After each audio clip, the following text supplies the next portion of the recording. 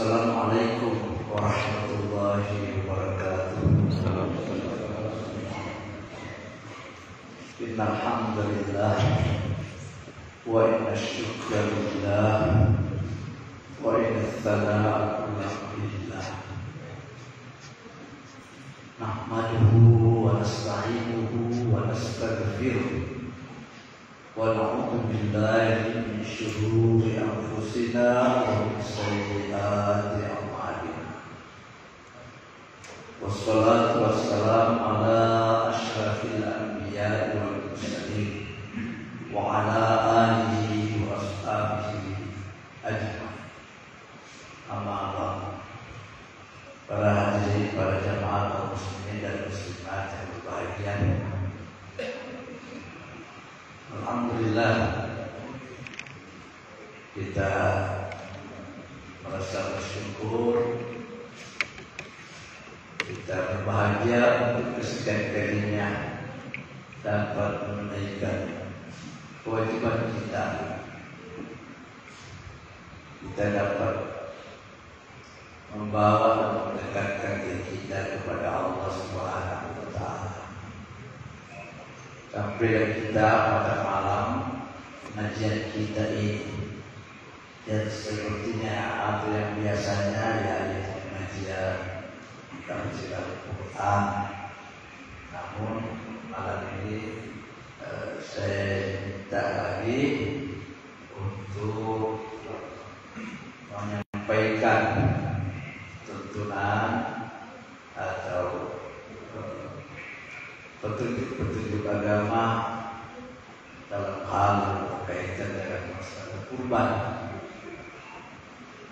Jadi pengajian tafsir kita selingi dengan itu, ya, mengingat bahwa saat ini kita memang sudah diwanti-wanti, kita sudah dibayang-bayangi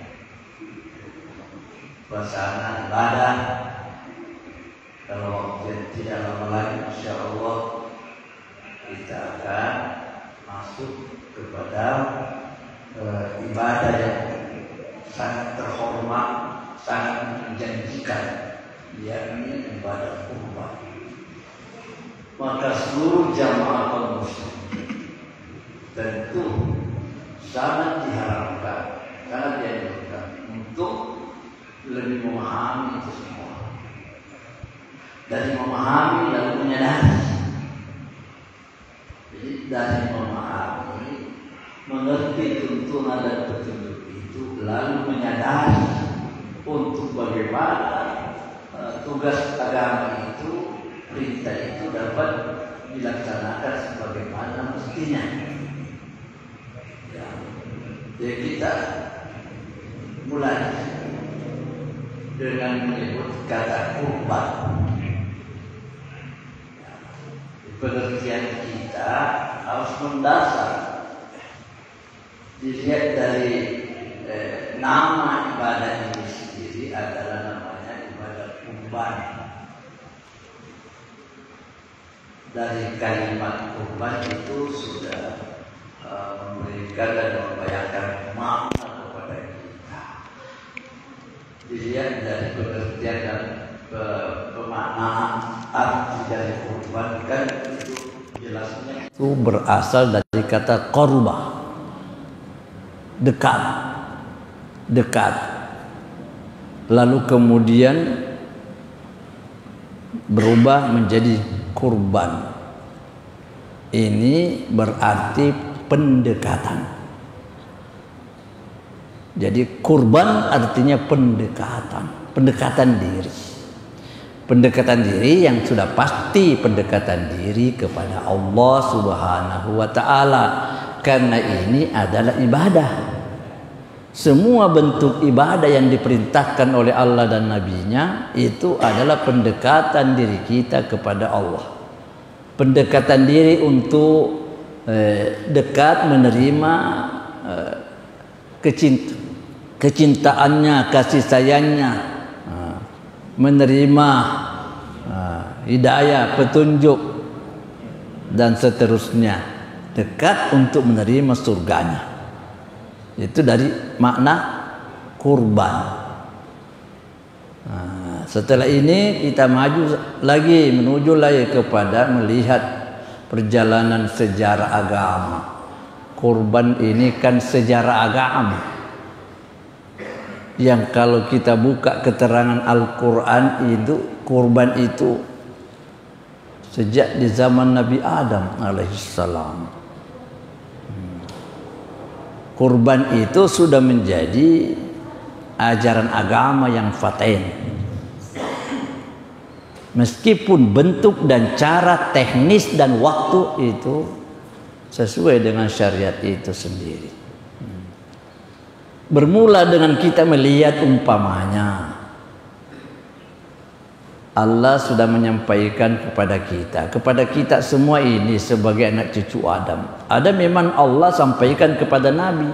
Nabi memang diperintahkan oleh Allah untuk membacakan, menyampaikan sejarah pengorbanan dari nenek kita dulu, Nabi Adam, supaya lebih menggugah, lebih menggairahkan kita. Oh, ternyata korban itu memang bermula dari perintah, dari agama, memang bukan sesuatu yang baru muncul setelah ini.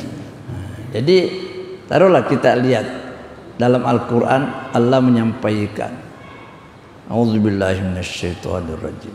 Watlu alaihim naba'a bani Adam. Bacakan kepada umat Muhammad, kepada orang-orang itu. Naba'a itu berita, cerita, peristiwa masa lalu. Ibnai Adam, dua putra Nabi Adam dalam sejarah, yaitu Qabil dan Khabil. Idh qarraba kurbanan, ketika keduanya berkorban dengan satu kurban. Fataqabbala min ahadihima, lalu diterimalah kurban salah seorang dari keduanya. Walam yutaqabbal minal akhar, tidak diterima yang satu. Yang diterima itu kurbannya Khabil, yang ditolak kurbannya Qabil. Jadi ceritanya seperti itu. Ada kurban di masa Nabi Adam. Jalan lurusnya cerita ini begini, bahwa Nabi Adam itu setiap melahirkan istrinya Hawa itu selalu kembar. Setiap melahirkan anak itu Hawa selalu kembar. Satu laki-laki, satu perempuan.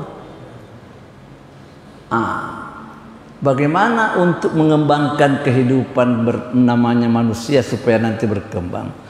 Apa yang harus dilakukan? Maka Adam dengan petunjuk Allah terpaksa mengawinkan anaknya sendiri. So, kita mau cari di mana? Kawin dengan siapa kalau tidak kawin dengan saudara? Belum ada manusia. Jadi caranya diselang. Karena setiap lahir satu laki-laki, satu perempuan. Qabil punya juga saudara perempuan. Khabil punya saudara perempuan, sama kembarnya.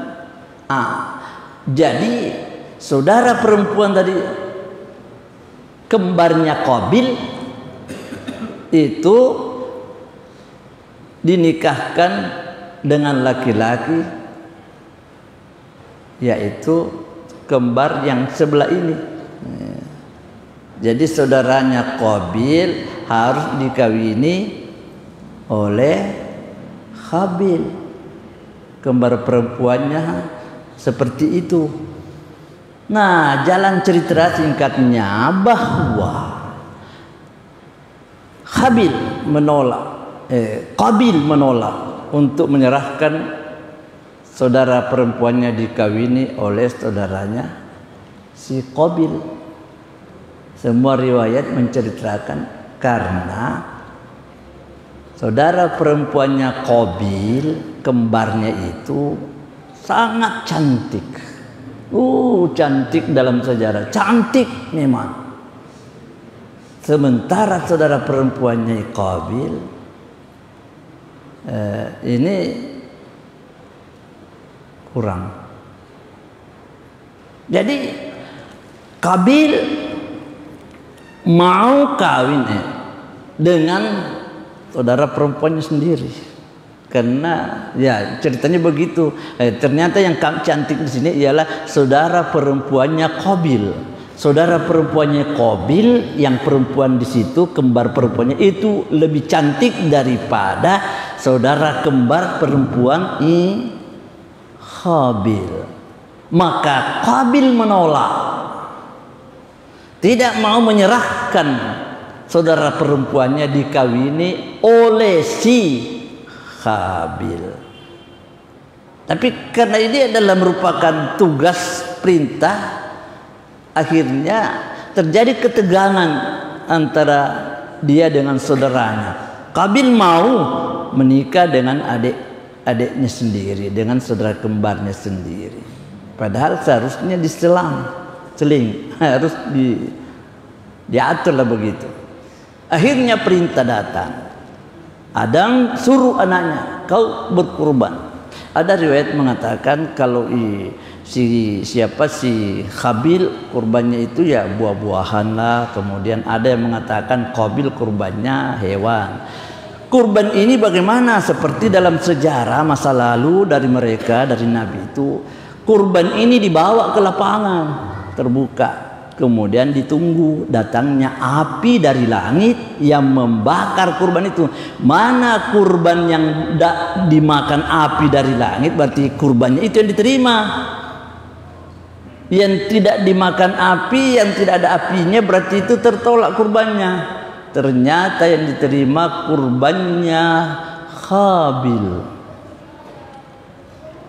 Karena kurbannya Qabil yang diterima, maka berarti itu yang harus kawin dengan saudara perempuan kembar daripada si Qabil. Sementara Qabil tidak mau. Saya mau dengan adikku sendiri karena itu cantik. Akhirnya nekat, terjadi ketegangan. Jelasnya Qabil membunuh si Qabil. Maka menurut keterangan Nabi Muhammad sendiri, pembunuhan yang pertama ini karena dia yang mencontohkan namanya pembunuhan, maka setiap terjadi pembunuhan di dunia ini, pembunuhan, penganiayaan, setiap terjadi pembunuhan di dunia ini, maka setiap itu bertambah beban dosanya ini Qabil sampai dunia kiamat. Karena dia menurut Nabi, innahu man sannal qatlah, dia yang memulai mencontohkan pembunuhan. Jadi terjadilah itu. Jadi awal cerita seperti itulah. Panjang lagi, kita tidak terlalu lama di sini. Kita sudah tahu bagaimana seperti juga dengan Nabi Ibrahim. Ya sudahlah, kita tinggalkan itu. Jadi kita sudah paham, oh riwayat ini memang sejarah ini sudah cukup Allah sebutkan di dalam Al-Quran. Kita lanjutlah. Bahwa berkurban itu memang perintah secara khusus kepada kita umatnya Nabi Muhammad sallallahu alaihi wasallam. Jelas kita baca ayat fasalli li rabbika wanhar. Yang dipaham secara umum oleh para ulama itu fasalli li rabbika, maka salatlah karena Tuhanmu. Wanhar, dan berkurbanlah. Kemudian ada pula riwayat mengatakan yang dimaksud juga ada juga paham bahwa wanhar itu artinya letakkanlah tanganmu di dada. Itu juga satu makna, satu arti. Nah, yang jelas kita ambillah pemahaman yang umum bahwa dalil fasalli li rabbika wanhar itu adalah dalil yang sudah diperpegangi oleh sejumlah ulama menetapkan bahwa itu adalah ayat yang berbicara tentang kurban. Jadi sekarang sudah jelas. Kemudian setelah itu timbullah hal-hal yang menjadi perbedaan pendapat. Dari sisi mana menetapkan hukum, wajib atau tidak? Datang perintah. Perintah itu kata sebahagian pendapat itu menunjukkan kepada wajib. Yang lain berkata tidak, itu sunat. Tapi yang berkata sunat itu pun tetap bertegas itu adalah sunnah muakkadah. Jadi sudah itulah hukum, tidak keluar dari itu. Wajib atau sunnah muakkadah. Para ulama bersitegan di sini. Yang pasti kurban itu hanya dipertentangkan wajibnya atau sunnah muakkadahnya. Nah, kita sudah paham Pak itu. Oh kalau begitu apalagi yang membuat kita berlalai-lalai? Sudah jelas itu. Sudah jelas. Perintah datang. Perintah berarti tugas. Tugas itu meskipun tadi dalam penelitian fikih ada yang menanggapi secara fardu, ada yang menyatakan sunnah muakkadah. Yang jelas sebagai seorang muslim harus punya perhatian. Harus kita keluar untuk mengukur-ukur diri, melihat-lihat diri sampai di mana kemungkinannya kita bisa lakukan perintah ini. Lagi-lagi dengan menimbang keterangan dan dalil-dalil yang lain tentang adanya Nabi melarang, mencegah sampai mengatakan kalau ada kemampuanmu untuk berkurban lantas kau tidak mau berkurban, tentu dengan macam-macam alasan, itu Nabi bilang jangan dekat-dekat di tempat salatku, jangan ikut dengan saya salat Id. Itu dalam hadis seperti itu. Jadi kita sudah bisa pegang satu hukum bahwa ini adalah perintah agama yang cukup tegas. Terus bagaimana selanjutnya? Iya, datanglah orang bertanya kepada Nabi, bagaimana ini wahai Rasul? Kenapa ada perintah seperti ini? Tugas ini sesungguhnya maunya jelas bagi sahabat. Begitu orang di masa Nabi, mau jelas. Bukan tidak mau, tapi mau jelas karena dia mau berbuat dengan sejelas-jelasnya. Mahadil adah ya Rasul. Apa ini? Kenapa ada begini? Ya Nabi bilang, sunnat abikum Ibrahim. Inilah jalan sunnah yang pernah ditempuh dan dikerjakan oleh nenekmu dulu, Nabi Ibrahim. Bertanya sahabat, malana fiha? Ada apa bagi kita di sana? Apa janji, apa yang kita perlu di sana? Nabi bilang, fi kulli sya'r hasan. Setiap rambut itu ada kebaikan. Setiap rambut dapat kebaikan. Artinya proyek raksasa untuk mendapatkan pahala. Nah, itu ceritanya seperti itu. Jadi sudah jelas. Terus berjalan waktu, perkembangan dakwah, ajaran dakwah selalu disampaikan oleh Nabi Muhammad sallallahu alaihi wasallam. Sampailah pada waktunya Nabi membicarakan tentang bagaimana ini, tentang kurban ini yang harus betul dipahami oleh umat ini. Nabi yang pertama lakukan itu merangsang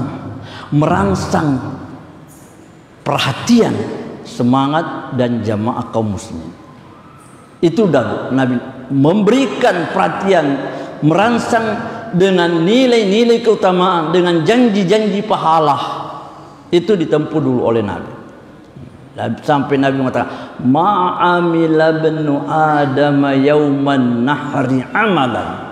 Tidak ada amalnya, tidak ada yang dikerjakan amal oleh anak cucu Adam yauman nahr, pada hari nahr, itu hari raya kurban, pada hari penyembelihan kurban di hari raya. Ahabbu ilallah, yang lebih dicintai oleh Allah. Kalau dilihat dari sisi cinta Allah di situ, tidak ada lagi yang lebih hebat, yang lebih dijempol di situ. Min hiraqi damin, daripada mengalirkan darah hewan. Artinya kurban. Nah, kurban. Nah, tata tertib, tata cara dan sebagainya, aturan-aturannya itu bentarlah kalau ada waktu kita sampaikan. Nah, kita di sini dulu. Oh, memang betul-betul Nabi menggairahkan umat. Sampai dalam keterangan itu dirangsang begitu rupa sampai dikatakan bahwa sesungguhnya darahnya yang kau anggap jatuh ke tanah, nilai pahala penghargaan daripada kurbanmu lebih cepat sampai di satu tempat, di sebelah di sana jauh, lebih cepat sampai di tempat berkumpulnya amalmu, lebih cepat sampai di sana di satu tempat yang sangat jauh dari kita daripada cepatnya darah tersentuh di tanah. Berapa saja waktu ketika disorong pisau lalu keluar darah, kira-kira darah ini berapa lama darah itu lalu sampai ke tanah? Kan terlalu susah untuk mengukur menitnya, saking cepatnya. Nah, dalam hadis Nabi itu kata lebih cepat nilai penghargaan tentang kurban itu, lebih cepat sampai di satu tempat yang kita tidak tahu tempat apalah, yang pasti itu adalah penghargaan. Itu lebih cepat sampainya di sana daripada tibanya darah itu menyentuh tanah. Itu luar biasanya kata Nabi. Sampai Nabi katakan, "Dahu, berkurbanku wahai umatku. Watibu anfusakum, bahagiakan hatimu, puas-puaskan hatimu." Itu Nabi kata, berkorban kau, gembirakan, gairahkan, bangkitkan perhatian dan semangatmu semua, puas-puaskan hatimu berkorban. Fa innahu, karena sesungguhnya kata Nabi, ma min muslimin, tidak ada seorang muslim, tidak ada satu muslim yang berkorban bidabih dengan satu kurban.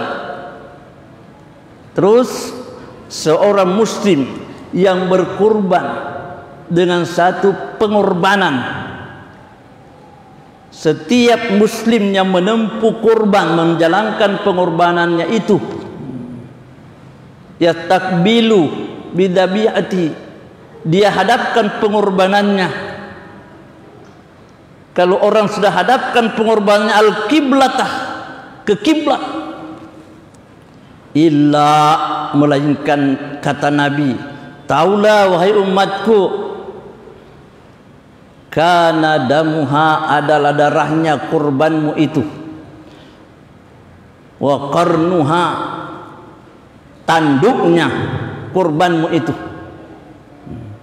darahnya, tanduknya, semua disebut seperti itu dengan beberapa kali. Kita lihat dalam hadis-hadis Nabi, dari darahnya, dari tanduknya, dari dagingnya, dari apanya, semua itu kata Nabi, fi mizani, itu kata Nabi, semua yang saya sebutkan itu ihsan, itu dalam kebaikan, fi mizanihi yaumal qiyamah, dalam timbangannya pada hari kiamat. Apa maksudnya? Semua itu, tanduknya, darahnya, apa semua, dalam dagingnya, semua itu kata Nabi, itu semua dinilai kebaikan, dan itulah yang akan memberatkan timbangan amal kita di akhirat. Itu yang akan memberatkan timbangan kita di akhirat. Jadi sudah cukup untuk mendorong. Sudah cukup. Kalau sudah seperti itu desakan Nabi kepada kita, apakah ini tidak menjadi desakan untuk kita sendiri? Supaya kita, sepertinya kita buat beban bagaimana memikul tugas ini, sehingga kalau terasa berat kita coba pikul, meskipun memang agama tidak memaksa kita kalau memang kita tidak sanggup, tapi jangan-jangan kita sanggup lantas kita bermalas-malas, sehingga ya kita desak-desak diri kita.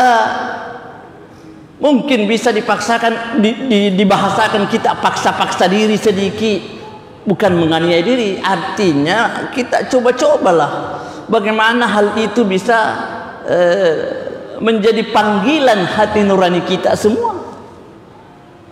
Karena sudah begitu Nabi mengingatkan kepada kita. Sudah seperti itu Nabi memberikan perhatian kepada umat, supaya hal itu tidak dilalaikan oleh umatnya, supaya tidak dilalaikan oleh umat ini. Jadi kita buat perhitungan diri, kita coba berkata pada diri kita, apa yang kemungkinannya bisa menjadi penghalang dari kurban saya, tunda dulu. Mungkin perabot rumah tangga, menghadapi lebaran dengan iming-iming, pengaruh-pengaruh istri, perempuan lah begitu. Yang biasanya tidak semua perempuan begitu, tapi biasanya banyak istri, banyak perempuan yang lupa mendorong suami untuk berkorban, tapi mendesak suami untuk belikan, ya apalah kira-kira, horde baru, tapel meja baru, ya macam-macam lah. Tentu orang dengan sepintas bisa berkata, apakah itu dilarang? Tidak dilarang membeli macam-macam, tidak dilarang kita beli perabot, tapi apalah artinya kita dalam beragama ini kalau kita tinggalkan tugas agama, perintah agama yang sebegitu mulia, lalu kita hanyut dengan memperhatikan istilah embel-embel kehidupan, hal-hal yang sangat sepele dalam penilaian agama. Itu kita yang membodoh-bodohi diri. Jangan kita lakukan. Jangan kita membodoh-bodohi diri. Kita lepaskan, kita lalaikan, kita abaikan, tinggalkan itu nilai dan pahala. Lalu kita merebut apa yang menjadi persaingan manusia secara tidak sehat. Ini yang kita sayangkan. Ini perhatian harus ada. Harus kita punya perhatian. Lalu kemudian kalau perhatian sudah ada, ayo kita lanjut dengan ilmunya. Perhatian sudah ada, kita lanjut dengan ilmunya. Bagaimana ilmunya? Tentu dalam hal ini kita mau tahu bagaimana jalannya kurban itu menurut sunnah. Dari kesimpulan yang ada, kita berkurban dengan sapi, kita berkurban dengan kambing, ya tentu seperti itu. Meskipun ada riwayat, ada sahabat yang karena tidak punya kemampuan di hari kurban, tidak punya kemampuan untuk membeli seekor kambing, tidak punya kemampuan untuk bergabung dengan kelompok yang 7 untuk sapi, sampai lari ke pasar beli daging. Daging dia beli di pasar, dia bagi-bagikan kepada orang miskin, saking tidak maunya ketinggalan dalam beramal. Meskipun itu bukan dalam arti kurban, tapi saking tidak maunya ketinggalan di dalam beramal, sampai kalau tidak bisa masuk kelompok 7, tidak bisa beli kambing satu rumah tangga, lari pergi beli kambing, daging di pasar. Lalu dia bagikan kepada orang miskin. Artinya dia berkata, yang penting saya tidak ketinggalan beramal. Terserah Allah mau menilai apa. Begitu perhatian orang. Jadi kita diperintahkanlah.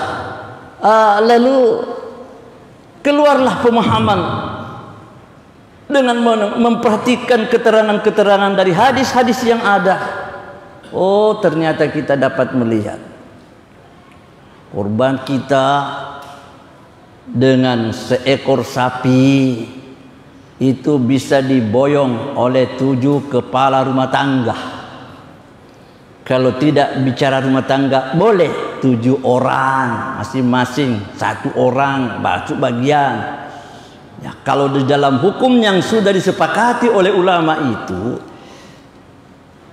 kepala rumah tangga itu sudah mengikut sertakan istri dan anaknya dalam rumah tangga yang betul adalah tanggungannya. Itu satu rumah tangga. Sehingga seorang istri sudah tidak bersalah, sudah tidak melanggar, sudah tidak terbebani dosa kalau suami sudah berkurban dengan pengertian satu bagian dari rumah tangga. Tapi kalau suami berkata, saya berkurban lagi, ngotot istri, saya juga mau ambil satu bagian, apa salahnya lagi? Itu kan lebih enak lagi, lebih luas lagi. Itu kan seperti itu yang dipahami di sini. Kalau seorang suami sudah dengan ikhlas mendaftarkan dirinya sebagai satu kelompok untuk menghadapi seekor sapi umpamanya, ya sudah, terpenuhilah tugas agama itu. Terpenuhilah itu. Ya, riwayat yang kita dapati dalam keterangan yang sudah ada, kita lihat dalam hadis, kalau memangnya seperti kambing itu memang selalu diboyong oleh satu rumah tangga. Tidak didapati riwayat bahwa satu ekor kambing lantas ada beberapa rumah tangga yang borong. Tidak. Meskipun secara umum masih juga ada pendapat kalau tidak bisa dengan 7 tambah lagi, itu Dalilnya menurut mereka, la yukallifullahu nafsan illa wus'aha. Tapi kita keluar dari situ dulu. Kita tinggalkan paham-paham perbedaan seperti itu dulu. Kita dulu ambil yang sudah menjadi keterangan, sudah menjadi ungkapan, sudah menjadi pembahasan secara merata di tengah-tengah jamaah, bahwa 1 ekor sapi itu kita borong dengan 7 rumah tangga lah, 7 kelompok lah istilahnya. Ya sudah, pahamlah kita seperti itu. Nah, terus lalu kemudian maju lagi kita melangkah untuk lebih menambah pemahaman kita supaya jalannya ibadah ini bisa berjalan, maka kita harus punya ilmu lagi. Bagaimana dengan binatang? Tentu binatang punya umur. Nah, itu lagi. Dilihat dari sisi umurnya, bagaimanalah menurut penetapannya Nabi Muhammad. Nabi mengatakan, la tadbahu illa musinnah. Jangan kau sembelih binatang kurban itu kecuali yang sudah musinnah. Musinnah itu kalau kambing bisa masuk tahun kedua. Lewat dari 1 tahun sudah masuk tahun kedua, apalagi kalau cukup 2 tahun. Ya.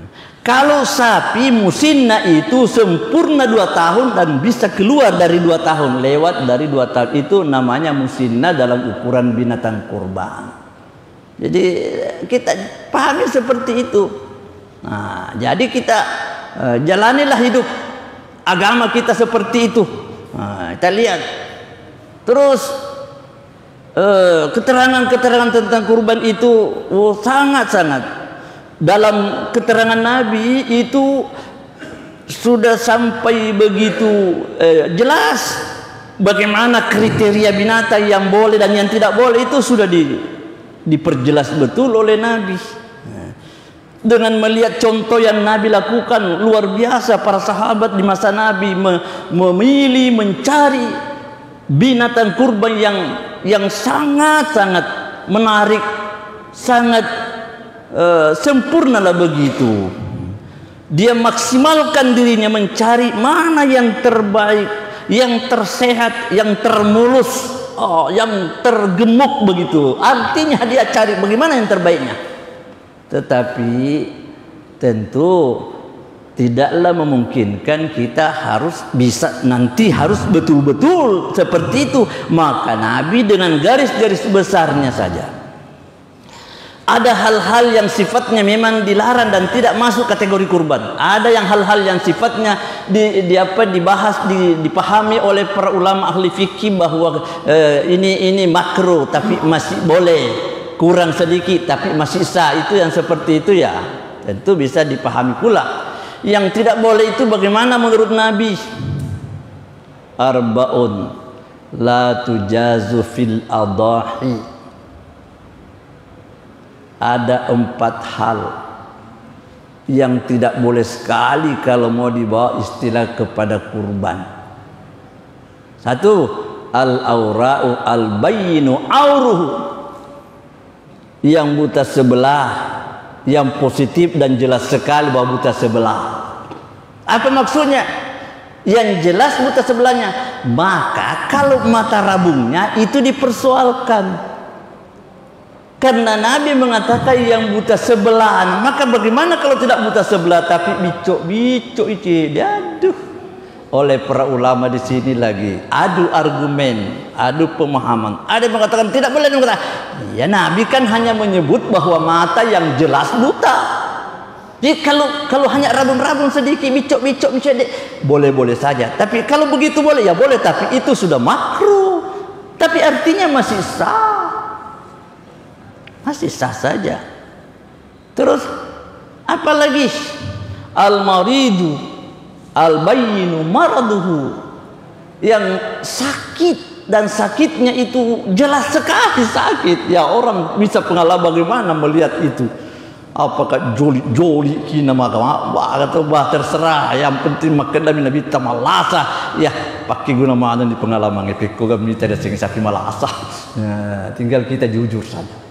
Yang sakit dan nyata sakitnya. Apalagi al-arja'u al-bayyinu, yaitu arja yang pincang. Pincang,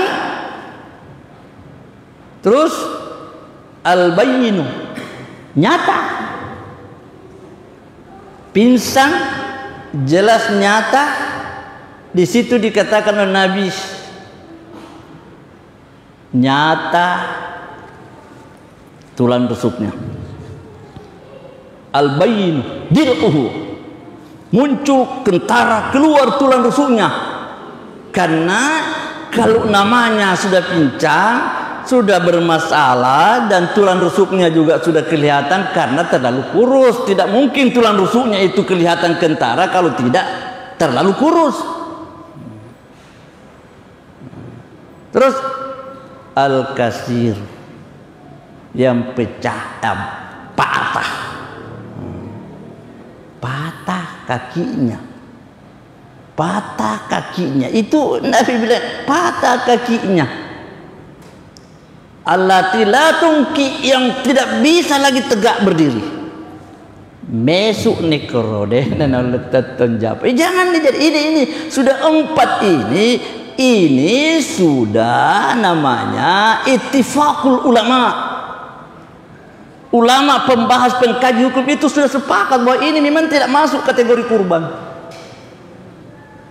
Jadi selain daripada ini, karena ada juga mempersoalkan dan ada juga riwayat-riwayat menyebutkan bagaimana dengan tanduknya, yang bagaimana tanduknya itu yang membundar itu seperti itu, tidak lurus atau bagaimana, atau tanduknya yang patah satu, atau yang memang tidak bertanduk, atau telinga yang robek sepotong, terbelah telinganya, atau gigi yang ompong, bagaimana? Itu menjadi ungkapan semua. Artinya kalau kita dengan jujur memperhatikan dalil, kita terima dalil itu.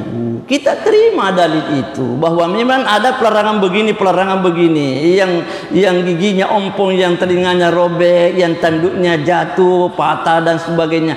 Tapi sejauh-jauhnya para ulama menetapkan pula bahwa kalaupun itu memang ada pelarangannya, tapi itu larangan makruh.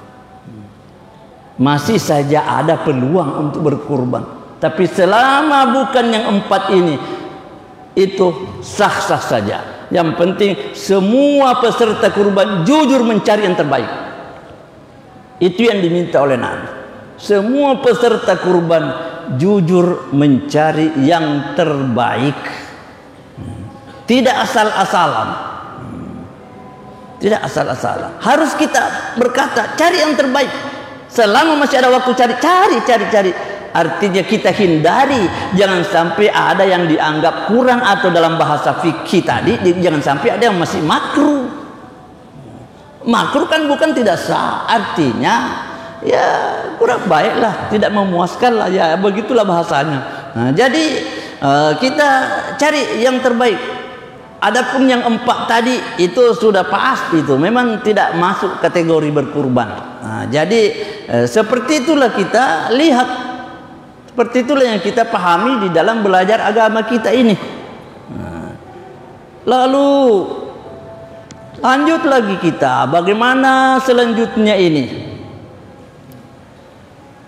Waktu berkurban itu sesungguhnya kapan mulai dan kapan berakhir, terus nanti bagaimana pembagiannya, itu ya harus dipahami lah begitu. Nah, waktu berkurban itu pertama yaumun nahar, hari kurban, hari raya lah bahasa kita, hari raya Idul Adha. Seusai salat Idul Adha, selesai salat Id, bagaimana petunjuk yang terbaik menurut Nabi? Kalau bisa dan terbaik, kalau dapat, tapi tidak mesti, hanya dipandang terbaiklah kalau kurban itu diadakan di tempat mana kita, di lapangan mana kita melakukan salat Id. Itu seperti itu. Nah, tapi itu artinya jangan lagi dipersulit. Nah, di mana-mana bolehlah. Nah, Saat kita menyembelih dalam arti penyembelihan yang sebagaimana dimaksudkan ini, bagaimana waktu tadi belum selesai, masalah waktu, yaumun nahar, terus apa lagi? Kullu ayyamit tasyriqi dzibhun, itu Nabi katakan kullu ayyamit tasyriqi dzibhun, semua hari-hari tasyrik itu hari penyembelihan. Apa itu hari tasyrik?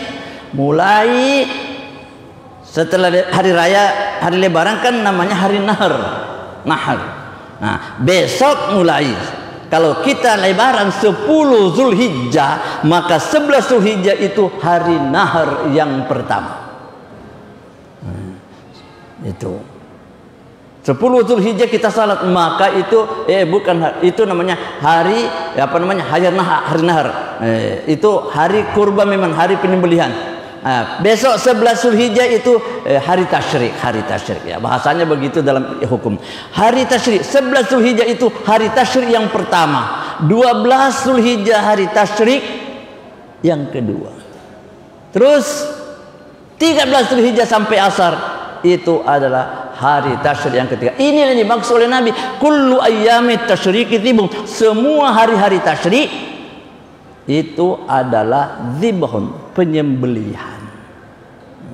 Jadi kita bahas, kenapa namanya tasyrik? Tasyrik itu seolah-olah ada matahari terbit. Istilahnya orang Arab kalau hari begitu, hari penyembelihan, hari-hari mendendeng, karena daging mau dijemur, istilah begitu. Jadi diistilahkan hari tasyrik, hari-hari mendendeng daging karena matahari menjemur daging. Matahari yang menjemur daging itu menjadi sebutan, menjadi istilah hari tasyrik. Hari tasyrik, hari mendendeng daging, menjemur daging yang sudah disembelih. Itu sisi bahasa saja. Yang jelas 11, 12 dan 13 Zulhijjah itu hari tasyrik. Ya, kita berusaha di sana. Kita buatlah suasana menjadi indah begitu, kita berkurbanlah dengan cara-cara seperti itu. Sudah kita kenal waktunya, ya sudah. Kita menuju kepada bagaimana melaksanakan itu semua. Ya, kita menuju kepada berkurban. Bagaimana sebentar kita mau menyembelih, dengan cara apa dan bagaimana. Itu semua ditetapkan aturannya supaya kita jangan sembelih seenaknya sembelih, karena memang beraturan.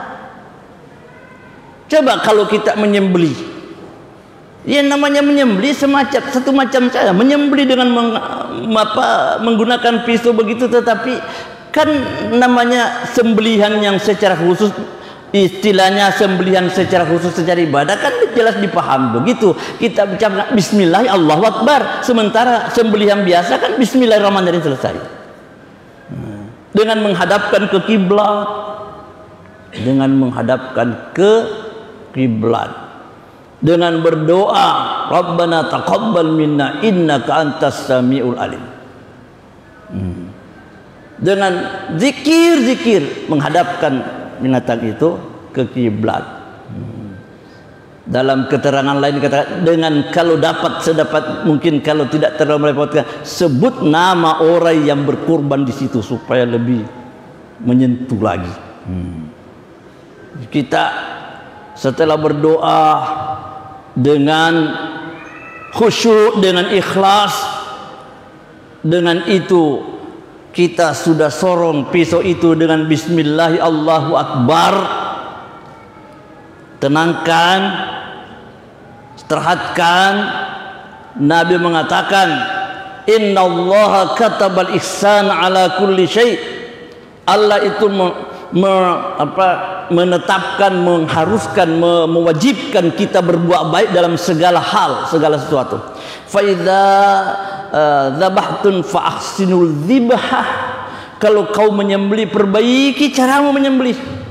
Bagaimana bentuk baiknya, termasuk wal yuhaddid ahadukum sufratahu, pertajam pisau yang mau digunakan menyembelih.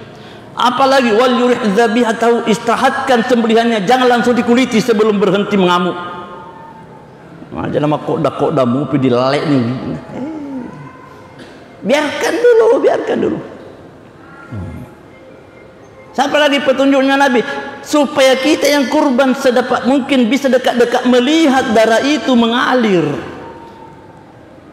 Melihat, kita lihat langsung darah itu mengalir. Kata tahu dia lemak depe apa na sayang masnya wana mite sapinya ya kali sapi kesin atau apa dia nak mite macolok dah.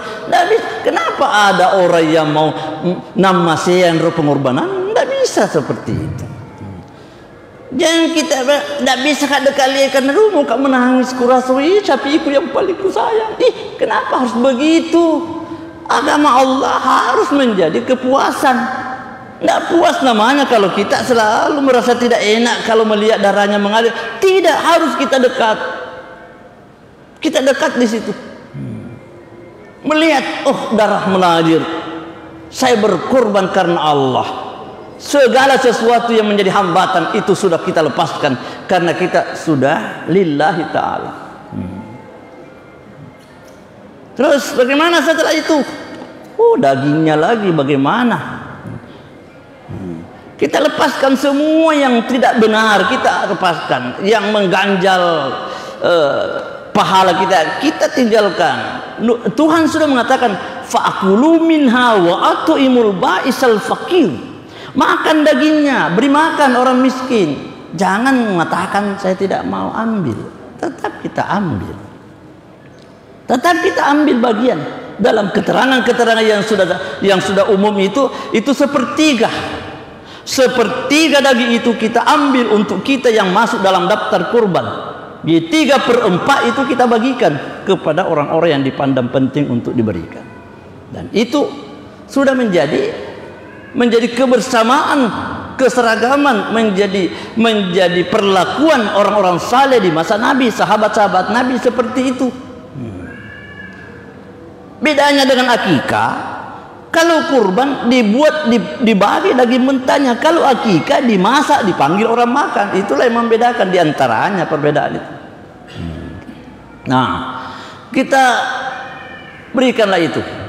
Terus bagaimana dengan dagingnya? Boleh kita ambil? Ya boleh, kecuali yang kita maksud tidak boleh itu ialah kurban wajib. Pasti wajibnya itu kurban nazar. Kita berkorban karena kita bernazar. Apa yang dimaksud nazar? Janji yang diikatkan janji yang kita ikat dengan sesuatu hal. Janji kita ada ikatannya. Kosiseng janji kiwita anakku macengke. Kalau mengalpi kucat aku berkorban nanti pada hari raya nanti. Itu sudah kurban nazar. Kurban nazar yang seperti itu tidak boleh kita ambil daging, harus habis untuk orang miskin. Itu sudah keterangan ulama yang seperti itu, tidak perlu kita perbantahkan lagi. Jadi kalau kurban nazar janji, dia ikatkan janjinya mau berkorban, tapi dia ikat janjinya dengan kurban. Kosi selo kamak du tamatu dia nak naya anu nasi senna tarima to nekat dah kalau mengaku mak gerek bembek matu kokur Idul Adha. Itu sudah nazar. Kalau begini ceritanya kita berkorban karena kita berjanji kepada Allah dengan sesuatu yang mengikat perkataan kita. Maka yang seperti ini tidak boleh kita makan, tidak boleh kita ambil, harus habis. Kecuali kita berkurban dengan biasa, kurban yang tidak ada kaitannya dengan janji-janji seperti itu, maka itu kita ambil, kita makan. Karena begitu petunjuk yang kita peroleh dari hadis. Nah, terus lagi ada juga yang kadang kurang jelas, karena memang terjadi perbedaan paham di kalangan para ulama tentang bagaimana itu menyimpan daging kurban itu. Sebab diisukan, diceramahkan oleh sebahagian mubalik umpamanya bahwa daging kurban katanya itu tidak boleh lebih dari 3 hari, tidak bisa disimpan lebih dari 3 hari. Dari mana? Ya betul, ada hadis yang diriwayatkan oleh Bukhari Muslim. Memang ada keterangan seperti ini dari Nabi, cuma caranya memahami sebentar hadis itu bagaimana. Apa itu? La ya'kulu ahadun lahma udhiyatihi fawqa thalathin. La ya'kulu ahadukum,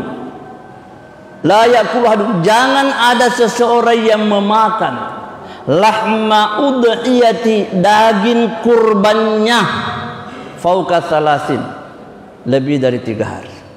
Apalagi sekarang dengan kulkas, dengan apa, orang jangan bilang 3 hari, 3 bulan tidak apa-apa.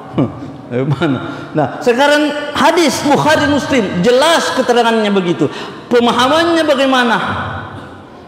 1, ada mengatakan hadis ini sudah mansuh, sudah dihapus oleh keterangan lain. Yang lain tidak terima, tidak diterima. Artinya tidak kuat alasan mengatakan hadis itu tidak berlaku lagi. Tapi boleh kita lihat katanya. Ini masuk kita ke ranah fikih sedikit. Boleh kita lihat, Nabi mengatakan udhiyatihi, lahma udhiyatihi, daging kurbannya, bukan daging kurbannya orang. Dipahamnya begitu. Daging kurbannya, daging kurban yang dia sendiri punya kurban. Tapi kalau daging orang lain nak kasih di rumah, itu tidak masuk. Itu pendapat pengkaji hukum begitu. Kalau daging kurbannya memang karena kita berkurban, pembagian kurban kita, itu yang tidak boleh lebih dari 3 hari. Yang kita simpan di rumah lebih dari 3 hari, harus dimakan, harus dicari siapa yang bisa makan, apalagi kalau ada orang lapar selain kita. Adapun daging kurban, betul daging kurban daging kita, tetapi daging kurbannya orang yang nak bawa ke rumah, maka menurut pendapat yang membolehkan itu boleh kalau daging kurban dari orang lain. Yang dilarang itu ialah daging kurban yang kita punya sendiri, artinya kurban kita memang. Begitu cara ulama. Jadi apa kesimpulan yang dapat kita ambil sini? Itu pun merupakan anjuran pendidikan supaya kita jangan suka menyimpan-nyimpan makanan. Harus kita berusaha bagaimana supaya yang seperti itu tersentuh bagi orang miskin, sehingga orang miskin dapat kebagian, tidak jadi penonton. Apalagi nanti jangan sampai kita sengaja simpan untuk perhitungan jangka panjang sementara sudah ada orang lapar dekat kita. Begitulah yang dikehendaki oleh pembahasannya. Jadi kesimpulannya sudah cukup dipahamilah begitu. Kalau mau dikatakan dilarang makan daging lebih dari 3 hari, paham yang kita lihat juga yaitu pahamnya mengatakan daging kalau kurban kita sendiri. Terus dibagi bagaimana dengan yang lainnya, ya banyak juga masalah seperti bagaimana dengan kulitnya binatang ini, karena hadis juga dilarang dijual kulitnya binatang kurban. Terus dikatakan bagaimana dilarang kalau yang mengelola dan yang mau ambil itu ialah orang yang berkurban, jelas begitu.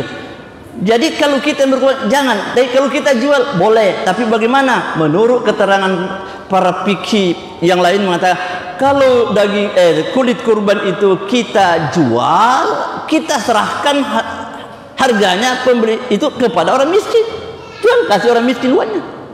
Atau kita jual, tapi jangan menjadi makanan kita, jual beli perabot masjid, itu kan tidak dimakan.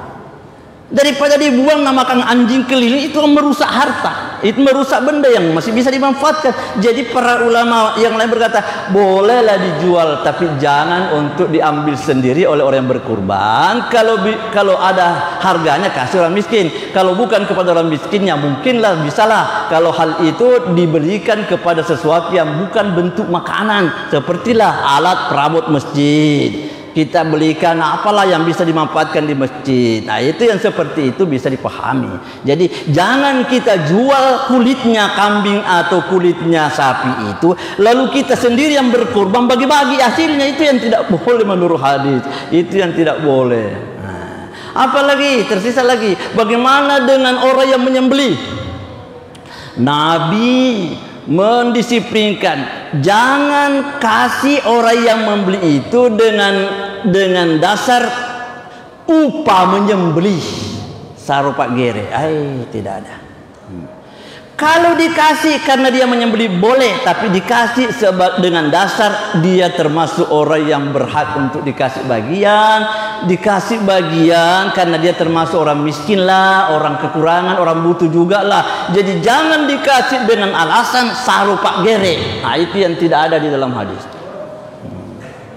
Biasa ini taruh malampe gere, ini taruh malampe lopol supaya tawane pak gere, ini yang begitu dihindari lah. Kalau sudah kita pahami begitu kan kita sudah enak. Tidak dilarang memberikan orang yang menyembelih, tetapi jangan disebut dibahasakan sebagai sara pak gere. Kapadek gagal sarona pak gere untuk kurban, tidak ada. Yang ada dikasih yang selayaknya dikasih. Ya, kalau memang dikasih banyak, nah sebab mereka tuh kasih anak-anak kemana di rumah doya ponagan, kamu rena banyak orang di rumahnya dikasih banyak-banyak, apa salahnya? Tapi aman dia daripada sebutan itu namanya upah menyembelih. Ya, itu sudah diungkap oleh hadis-hadis Nabi Sallallahu Alaihi Wasallam. Saya yakin, kita semua yakin bahwa dengan mengikuti petunjuk Nabi yang seperti itu, insya Allah aman ibadah ini, aman. Tidak terlalu kiri dan tidak terlalu kanan. Tidak terlalu kiri kita bicara masalah hukum, tidak terlalu kanan serba haram, itu terlalu kanan. Terlalu kiri, terlalu boleh, boleh saja. Akhirnya tidak beraturan, itu terlalu kiri. Ketika kita tidak beraturan, itu namanya kiri terus. Terlalu kanan, terlalu memperberat-berat. Apa yang seharusnya hanya hukumnya makruh, dia jadi yang masih bisa ditanggapi secara hukum makruh, dia jadikan hukum haram. Itu terlalu kanan namanya. Kita hindari yang seperti itu. Kita hindari. Jadi mudah-mudahan apa yang sempat atau yang dapat kita sampaikan ini, meskipun tidak sepenuhnya, mengingat waktu kita selalu dalam keterbatasan. Kita sangat terbatas dalam menyampaikan keterangan-keterangan agama kita. Namun alhamdulillah kita telah menyampaikan sebahagiannya. Mudah-mudahan itu sudah bisa dipahami, dan mari saya ajak kita semua, mengajak, ayo kita rame-rame berkorban lillahi ta'ala, insyaallah. Mudah-mudahan Allah meridai kita semua. Adanallahu wa iyyakum ajmain. Assalamualaikum warahmatullahi wabarakatuh.